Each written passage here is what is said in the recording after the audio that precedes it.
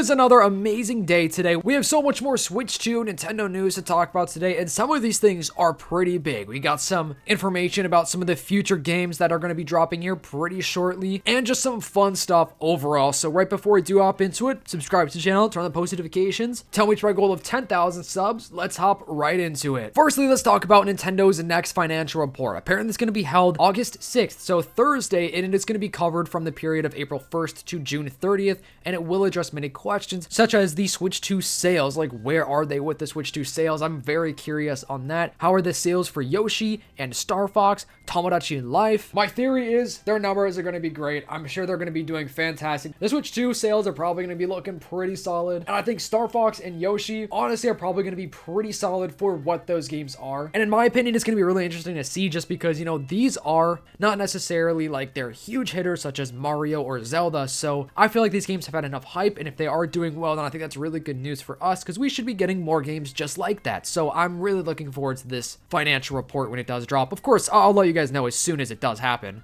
We got some more information about Expedition 33 about it coming to the Switch 2, saying that Nate the Hate was questioned again about it, and saying that the next announcement will be made during the next direct that may be in September, and that the game should not be a game key card. That is great news. I think the Switch is a perfect console for this game. Let me know if you have played this. This game has done very well. I feel like most people that have played it loved it, and the fact that it is not a key card is pretty cool. And quickly here, I wanted to talk about the Joy-Con battery replacement. So basically, they have posted the procedure, and this is for Europe, where you can actually place the battery in your Joy-Cons and the Switch too. And now, I made a mistake talking about how you could just like pop a new battery in and out like whenever you want. Somebody told me that and I went with it, but it's basically under like the right to repair stuff over there. So yeah, this is how it looks. I mean, it looks simple, but it also is probably pretty difficult, but hey, at least it's a feature that is added for those consoles. I kind of do think this would be nice to have, you know, everywhere else, you know, just in case, but hey, well, I guess we'll have to see if they're going to implement that anywhere else. The Duskbloods has a closed network test, and we have the times and the dates for that. You can see right here, it's August 21st, 22nd, 23rd, and 24th, and here are all the times right here. This game is very hyped up. I'm really excited to see more about this game. And a massive shout out to today's video sponsor, Manta Sleep. They sent me some amazing products here, and let me tell you what, right away, I have used this for the last few nights now. This is the Manta Sleep Silk Mask, and it is absolutely amazing. I have gone straight to sleep, and personally, I do struggle with sleeping. It takes me a long time to fall asleep. And my favorite thing about this mask right here is that the cups right here offer a total blackout, so no light comes through, and they let your eyes breathe, which I think is a really nice feature. The inflatable travel neck pillow is going to be a game changer for me. I'm somebody that travels somewhat frequently to visit family, and this is one of the coolest products I think I've ever seen, because it is an inflatable pillow, meaning you could deflate it for easy storage, and it is not like the typical neck pillow. This one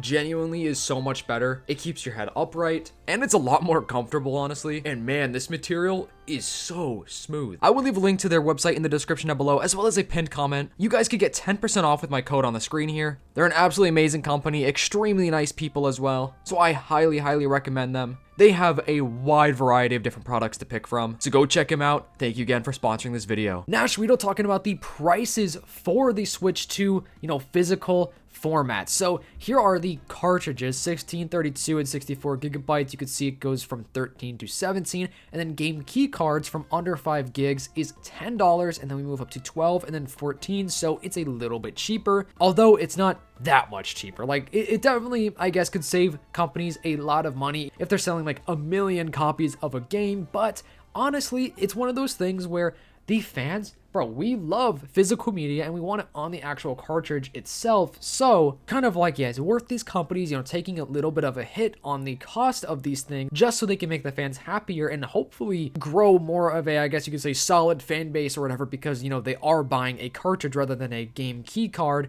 And actually a code in the box, believe it or not, is $1 more than game key cards. So saying that it is the most profitable for companies to sell in physical stores at this time, which is awesome. That is fantastic news. I mean, I know it's technically cheaper to do the game key card over the cartridge, but whatever, man. All I'm saying is, you know, I like the physical media, and I'm sure like most of you guys do too. And hey, you know, digital media is fine. Like, it's totally fine to have both. You know what I'm saying? There are some games that even I have digital that I'm like, yeah, I just rather would have this digital, but you know, I love my collection, my physical collection of video games. The whole fact of the matter is, you know, with Sony, they're forcing us to go completely digital, just not giving us an option. And that's why people are upset about this stuff. And honestly, game keycards, sure, they're a little bit disappointing, but it's definitely better than a code in the box. And at least you can still buy pre-owned games with a game keycard. So that's all I'm going to say about that. The next Pokopia event is announced, and it will be with Zorua. It's a hide and seek contest, and basically you will play to win a new trophy. So something as big as, you know, getting a brand new Pokemon like the Jirachi event just happened. Very cool. I love Jirachi. I'm still pouring a lot of time into this game whenever I can, which is crazy because I didn't think I would like this game as much as I do. And I think a lot of people are thinking the same kind of thing where, yeah, it looked like a charming game, but really playing it, it is a very fun game. So let me know, have you guys played Pokopia? We do have a look at the Mario Bros. 40th anniversary pin set, which is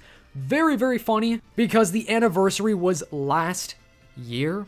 It's weird. I've always mentioned this before. Nintendo, they just don't really care to celebrate these anniversaries a year later. It's very odd. So that's why, like, a lot of things with Pokemon right now is like, yeah, the 30th anniversary is now, but we're not going to really see a lot of that stuff come out until next year or the following year. So it is really cool. I don't know if I could show the picture of the pin set because it is technically like a leak at the moment, I believe, but it wouldn't be too hard to find if you did want to find it. I love when they do this stuff. I'm a big sucker for pins. I probably won't be getting any of these, but hey, maybe I will. Who knows? And apparently we do have a leaker that claims Persona 6 will be about reincarnation and identity, saying Persona 6 was hit with leaks before it was officially unveiled, and a known poster on a Chinese forum has said that the game will be about the theme of reincarnation and identity. The leaker's track record is not immediately clear, so it's best to take this with a grain of salt until we do get official confirmation from Atlas. However, it would make for an interesting concept if this is true, and I guess this is a quote from that said apparent, you know, alleged leaker out there,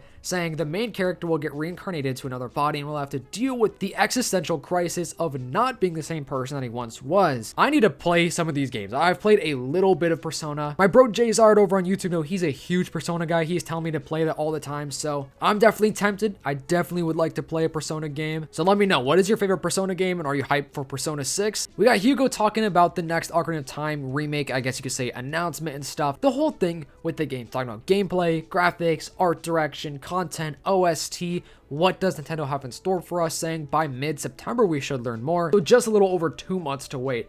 That's insane. So we don't have any like leaks at the moment to talk about with this, but we did have the big rumor that we should be getting the next, you know, big direct or some sort of announcement with Ocarina of Time in September. And guys, 2 months away. That's gonna be here tomorrow. Seriously, we are not that far away from this game in general. This year is flying by, so Ocarina of Time, bro, I'm saying they're gonna get a bag from this. I'm gonna say they're probably gonna have some major success with this game, and I am extremely excited to see how it really looks. The trailer was awesome, but you know, obviously we don't know what the graphics are actually really looking like in this game. So I'm really excited. I do hope they switch some things up so it's not just like a straight up copy and paste of the original, because the original is fantastic, right? It's like one of the best video games of all time in the eyes of many people. So, but of course I would just like the remake to have something different about it. I don't know what it could be, but we will have to see. So let me know your thoughts and all of your theories with the Ocarina of Time remake, guys, and thank you so much for watching today's video. Let me know how you guys feel about Nintendo as a whole. Do you think their sales are going to be looking pretty good? Because I definitely do, especially with all the news recently of Sony and Xbox. I think Nintendo are just like climbing that staircase going up, whereas Sony and Xbox are just like going down the stairs. I guess I'll say as a really lame comparison. Anyway, hope you guys have a fantastic day. Subscribe to the channel if you have not already. I will see you in the next one. Peace.